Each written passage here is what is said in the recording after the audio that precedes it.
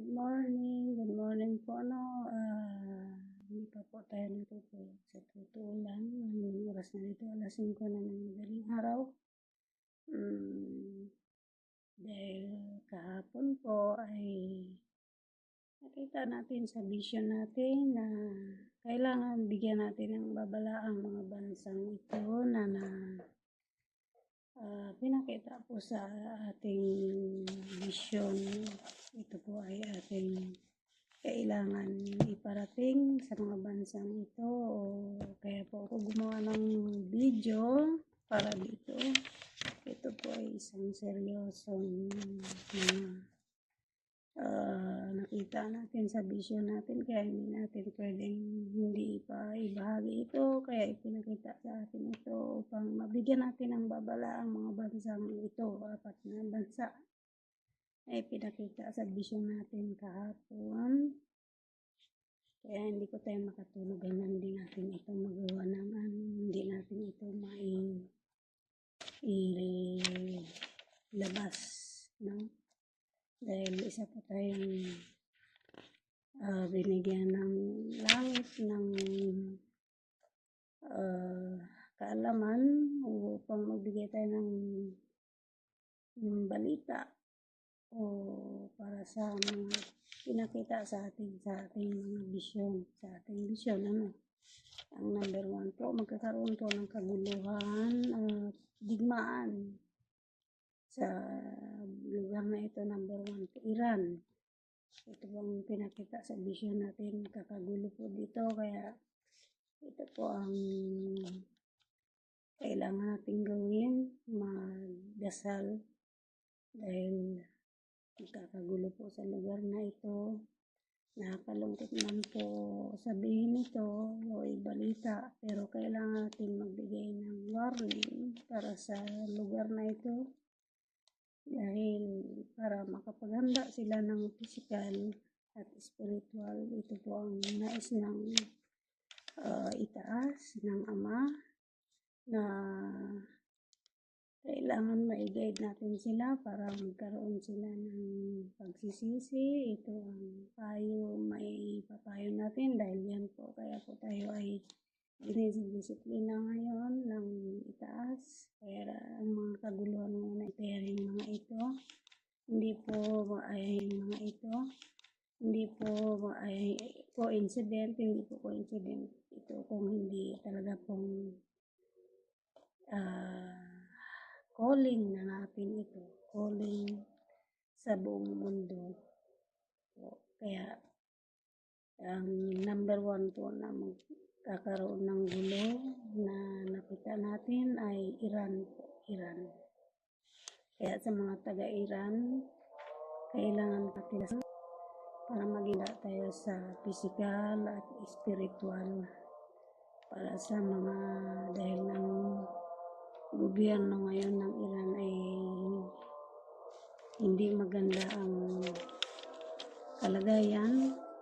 Ang mga namumuno ay nagiging matigas, ang kanilang mga puso hindi marunong magpakumbaba, kaya maraming madadamay ng mga inosenteng tao, mga kabataan na hindi man nila pinili na maging ganito ang kanilang mararanasan, kaya lang wala silang mapagpilian. Kaya ang pinaka magandang gawin natin ngayon ay magdasal, dahil yun po ang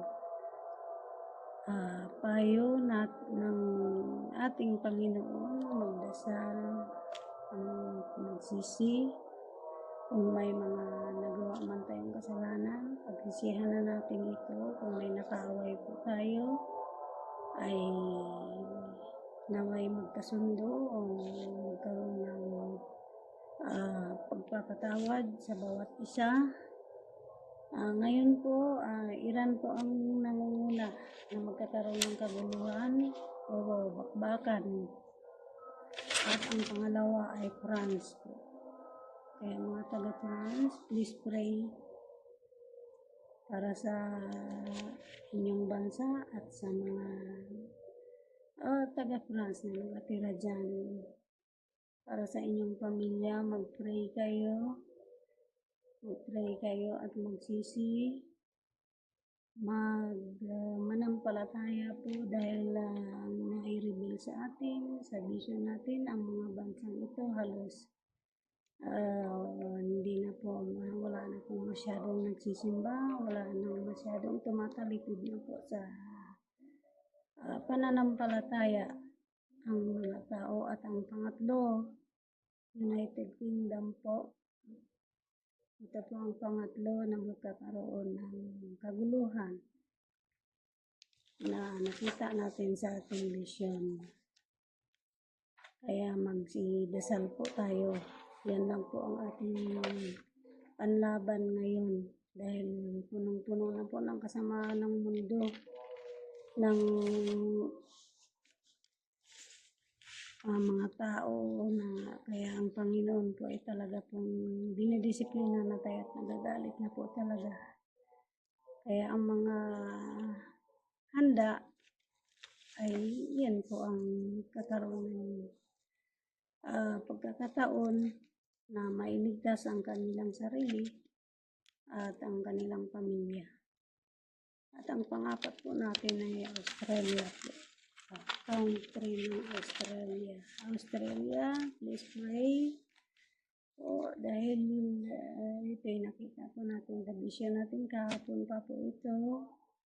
Kaya po tayo hindi makatulog. Anong oras na? Nagbabang na po dito. Alas 5 na. Alas 6 na. Hindi po tayo makatulog hanggang hindi po natin magawa ng video ang apat na country na ito na nakita natin sa ating vision. Isa lang po ang nais ng Panginoon na gawin natin, magdasal at manampalataya, magsisi po sa ating mga kasalanan dahil sobra na po talaga ang mga ginagawa ng tao ngayon dito sa mundo. Kaya God bless po sa lahat ng mga bansa na ito. Ating nabanggit na papaitas din na itong bansa na ito. Nawa ay mailigtas nila ang kanilang mga sarili at ipagdasal po natin ng bawat bansa na nabanggit natin. Salamat po. God bless. God bless. Good morning po. Nakakalungkot man itong balita na ito.